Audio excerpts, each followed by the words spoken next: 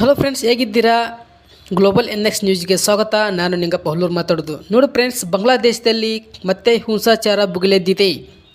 ಹಿಂಸಾಚಾರ ಮತ್ತು ಪ್ರತಿಭಟನೆಗಳ ಮಧ್ಯೆ ಮೂಲಭೂತವಾದ ಭಯಾನಕ ಮುಖ ಮತ್ತೊಮ್ಮೆ ಮುನ್ನೆಲೆಗೆ ಬಂದಿದೆ.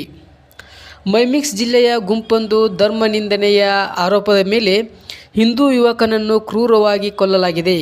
ಮೃತ ವ್ಯಕ್ತಿ ದೀಪು ಚಂದ್ರ ದಾಸ್ ಎಂದು ಗುರುತಿಸಲಾಗಿದ್ದು, ಬೂಲಕ ಉಪ ಜಿಲ್ಲೆಯ ದುಬಾಲಿಯ ಪಾರಾ ಪ್ರದೇಶದಲ್ಲಿ ಜವಳಿ ಕಾರ್ಖಾನೆಯಲ್ಲಿ ಕೆಲಸ ಮಾಡುತ್ತಿದ್ದರು. ಭೀಕರ ಘಟನೆಯಲ್ಲಿ ಗುಂಪೊಂದು ದೀಪು ಚಂದ್ರ ಅವರನ್ನು ಮರಕ್ಕೆ ಕಟ್ಟಿ ಥಳಿಸಿ ಕೊಂದಿದ್ದಾರೆ ಎಂಬ ಆರೋಪ ಕೇಳಿಬರುತ್ತಿದೆ. ಇದು ನಡೆದಿದ್ದು ಬಾಂಗ್ಲಾದೇಶದಲ್ಲಿ ಹಿಂಸಾಚಾರ ಭುಗಿಲೆದ್ದಿದೆ. ಹಿಂಸಾಚಾರ ಮತ್ತು ಪ್ರತಿಭಟನೆಗಳ ಮಧ್ಯೆ ಮೂಲಭೂತವಾದ ಭಯಾನಕ ಮುಖ ಮತ್ತೊಮ್ಮೆ ಮುನ್ನೆಲೆಗೆ ಬಂದಿದೆ.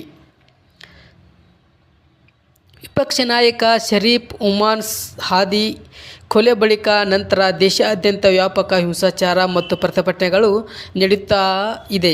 ಈ ಘಟನೆ ನಡೆದ ಪೊಲೀಸ್ ಪ್ರಕಾರ ಗುರುವಾರ ರಾತ್ರಿ 9 ಗಂಟೆಗೆ ಸುಮಾರು ಸ್ಥಳೀಯರು ಗುಂಪೊಂದು ಪ್ರವಾದಿ ಮೊಹಮ್ಮದ್ ಅವರ ವಿರುದ್ಧ ಅವಹೇಳನಕಾರಿ ಹೇಳಿಕೆ ನೀಡಿದ್ದಾರೆಂಬ ಆರೋಪದ ಮೇಲೆ ಅವರ ಮೇಲೆ ಹಲ್ಲೆ ನಡೆಸಿ ಕೊಂದಿದ್ದಾರೆ ಎಂಬ ಆರೋಪ ಬಂದಿದೆ.